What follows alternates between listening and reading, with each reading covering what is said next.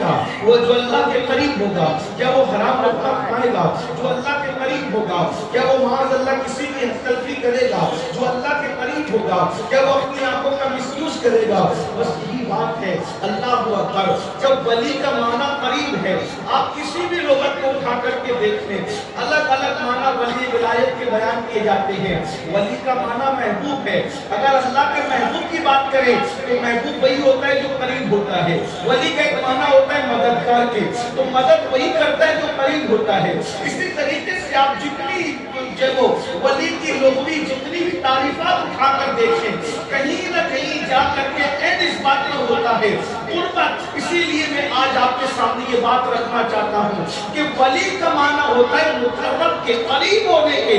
اللہ اکبر، ولی شریعت کے قریب ہے، ولی دین کے قریب ہے، ولی تقویٰ کے قریب ہے، ولی پرہیزگاری کے قریب ہے، ولی اللہ کے قریب ہے، ولی رسول اللہ کے قریب ہے، ولی احسان کے قریب ہے۔ اس لیے وہ ولی بنتا ہے، اور جو اللہ کا مقرب ہوتا ہے اللہ اسے وہ آنکھیں دیتا ہے جو آنکھیں ہمارے پاس نہیں ہیں، اللہ اسے وہ کان دیتا ہے جو ہمارے پاس نہیں ہے، اللہ اس کو وہ زبان دیتا ہے جو ہمارے پاس نہیں ہے۔ کون سی اس کو زبان دی جاتی ہے؟ تو بخاری شریف کی روایت ہے، اللہ فرماتا ہے میں اس کا کان ہو جاتا ہوں، میں اس کی آنکھ ہو جاتا ہوں، میں اس کی زبان ہو جاتا ہوں۔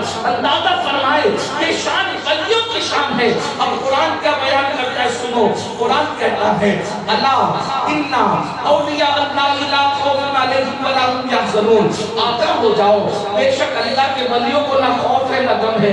وجہ کیوں؟ اب اللہ قرآن کے ولی کی تعریف بیان کرتا ہے۔ ولی کون ہے؟ الذین آمنوا، ولی ایمان والا ہے، اور اس کی دوسری تعریف کیا ہے؟ ولی ہمیشہ مومن ہوگا، ولی ہمیشہ ایمان والا ہوگا، اور دوسری تعریف اس کی کیا ہے؟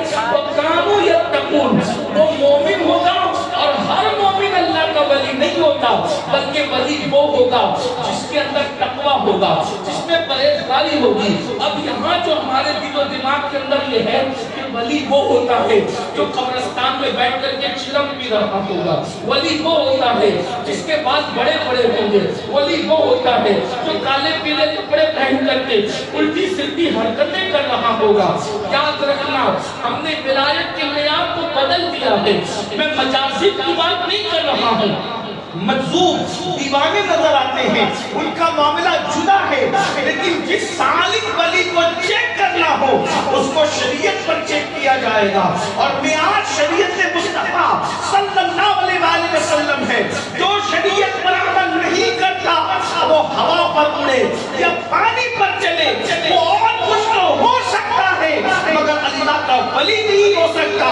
اور جو بندہ شریعت مصطفیٰ کی پابندی کرے اور پوری زندگی اس سے کوئی کرامت صادر نہ ہو تو بھی وہ اللہ کا ولی ہے۔ سید الطائفہ حضرت جنید بغدادی رضی اللہ تعالیٰ عنہ، ان کے پاس ایک شخص مرید ہونے کے لیے آیا، بہت دنوں تک رہا، اور اس کے بعد جب جانے لگا تو اس وقت حضرت نے پوچھا بھائی آپ آئے تھے اور جا بھی رہے ہو، نہ آنے کا مقصد بتا رہے ہو نہ جانے کا مقصد بتا رہے ہو۔ اس نے کہا حضرت میں مرید ہونے کے لیے آیا تھا، لیکن میں نے آپ کی کوئی کرامت نہیں دیکھی، اس لیے اب میں بغیر مرید ہوئے جا رہا ہوں۔ یہی ہے نا کرامتوں کا معیار۔ کل بھی لوگوں کی سوچ یہی تھی، حضرت جنید بغدادی نے معاملے کو بدل دیا۔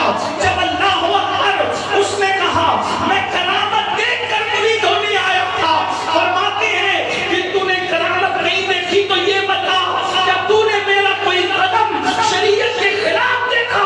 اس نے کہا واللہ میں نے ایک بھی قدم خلاف شرع نہ دیکھا۔ فرمایا نادان، اس سے بڑی اور کوئی کرامت ہو سکتی ہے؟